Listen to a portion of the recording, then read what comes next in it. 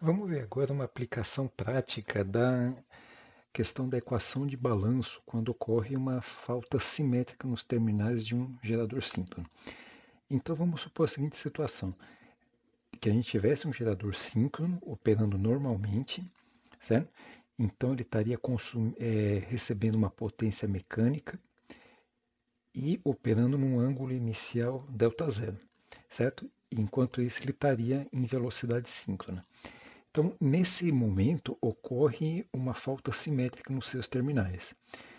Então, o que, que acontece? A potência elétrica dele, que antes estaria nessa senoide no ponto A, ela vai zerar. Então, o nosso ponto de operação vai ser aqui o ponto B. Então, temos aqui a potência elétrica nula, só que com um ângulo de ΔZ ainda. Nisso daí, a velocidade vai aumentar. Por quê? Porque só tem potência mecânica e a potência elétrica é nula. Sendo assim, o nosso ponto de operação vai sair de B para C, vai até esse ângulo ΔCC.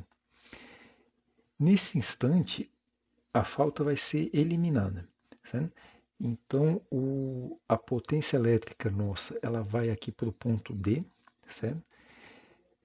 E o que vai acontecer agora? Como tem mais potência elétrica do que mecânica, né, do que estaria no ponto a velocidade ela vai diminuir. No entanto, a gente viu lá pela equação de balanço, no vídeo anterior, que tem vez que a velocidade está aumentando ou diminuindo e o ângulo faz justamente o contrário. Então, é esse nosso caso aqui.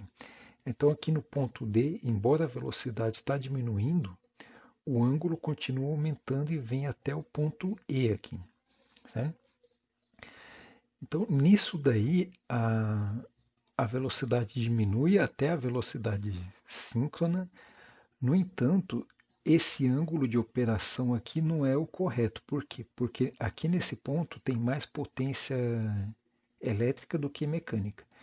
Sendo assim, pela mesma razão do sistema pendular, essa velocidade agora ela vai diminuir, certo? Então vai caindo e o ângulo começa a reduzir também. Aí o certo seria parar no ponto A aqui, certo? Só que aqui a gente ainda não tem o equilíbrio da questão do ângulo e da velocidade. Ainda eles estão oscilando. Então esse movimento continua até o ponto F aqui, certo?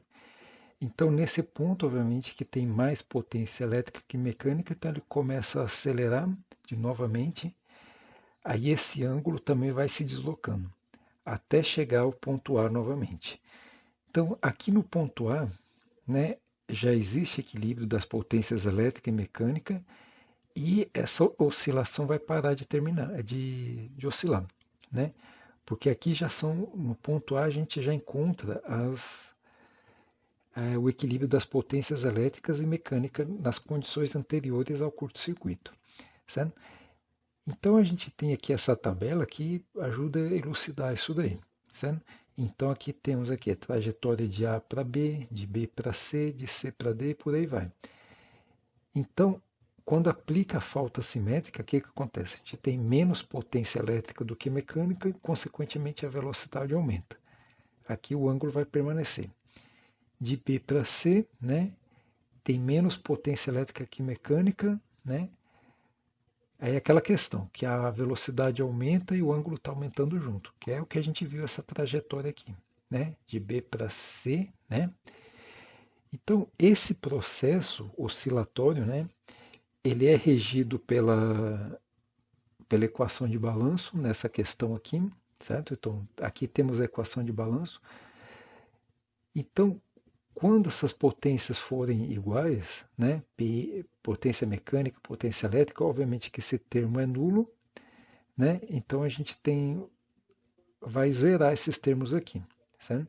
Então a partir do momento que tem uma diferença de potência elétrica e mecânica, essa equação vai trabalhar para reger esse movimento, certo?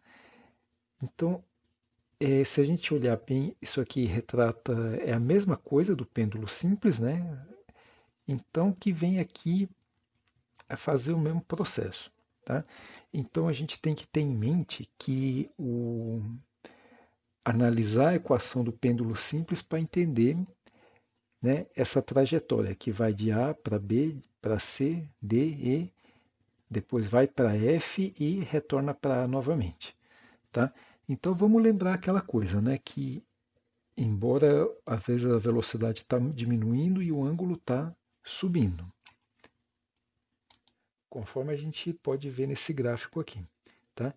Então a explicação do comportamento do gerador é devido a esse comportamento, né, análogo ao pêndulo simples, mais a questão da diferença entre as potências, que está presente aqui na equação de balanço nessa parcela aqui. Ok?